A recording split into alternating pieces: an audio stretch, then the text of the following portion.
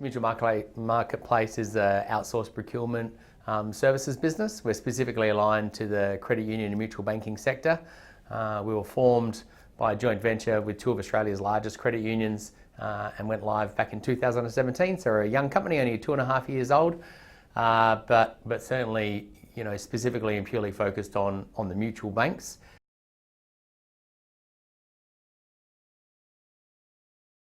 By nature of how we were set up as an organisation, we've had a lot of manual process embedded within our business, and we're very focused on making sure that not only do our customers have a really good experience when interacting with Mutual Marketplace, but our team of procurement professionals, they're working out of best-in-class software solutions which exist out in the business.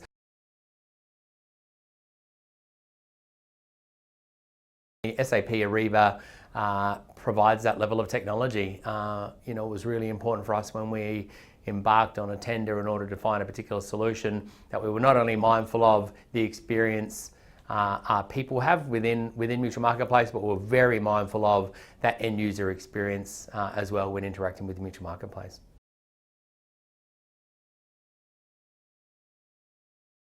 How do we get to a point where we selected SAP Ariba? We went through a full tender process. We evaluated all the different software solutions that are out there in market. We operate in a purely SaaS-based environment, and everything we do is operated up in the cloud. And so that was a key requirement of any of the particular solutions that we were looking at. Contributing factors why we picked SAP Ariba as the ultimate software solution that we wanted to embed within our business is not only they're up there with being best in class, procurement, source to contract solutions out there on a global scale, but they also, the end user experience that they created, the way that people who sit on evaluation panels would be interacting with the software as well, was better than anything else we were looking at through that particular period. And that was a real motivating factor. Not only did we want internal employees, to have a good experience when they're managing and running procurement activities, but we're always super mindful of that customer as well. And we didn't want them having to navigate through manual Excel spreadsheets and that sort of thing. We wanted them to have the ability to do it in a purely cloud-based environment. ES2P, our integration partner, with SAP Ariba, they were really great as we navigated through this, and even before they became the preferred supplier. They were just really great to work with, really good people on the ground, really open, and just seemed like they'd be the type of people that we would want to be partnered with over the longer term there as well. Even through the tender process there as well, they were more than happy to go back and refine the information that they're putting for it. And in the end, they went super granular with the proposal that they put forward, which made us feel really comfortable that it wasn't just some inflated type of, price and proposal put forward. It was very specific based on the work that was going to be completed right through that integration period through to go live there as well.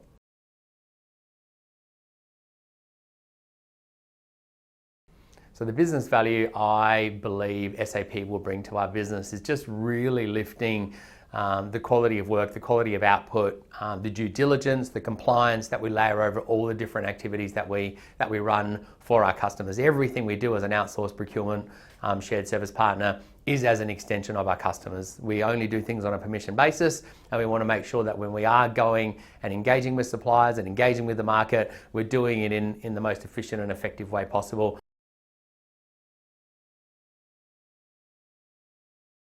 But working with SAP Ariba and ES2P, really gave us comfort that would enable us to do that, do it effectively, and do it consistently over the long term. So when we kicked off into project mode and integration mode with Accelerated Source-to-Pay, the guys were really great that we worked with. We had internal resources that we worked on a volunteer basis there as well. We weren't going to force somebody to participate in this particular project because it does pull you away from your day job.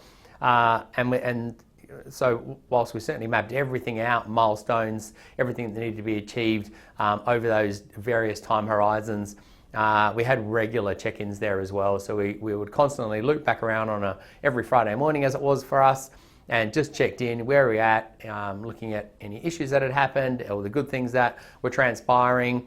As kind of project sponsors there as well, we made decisions around, I suppose, how we needed to pivot based on what was happening within the project lifecycle at that point in time there as well.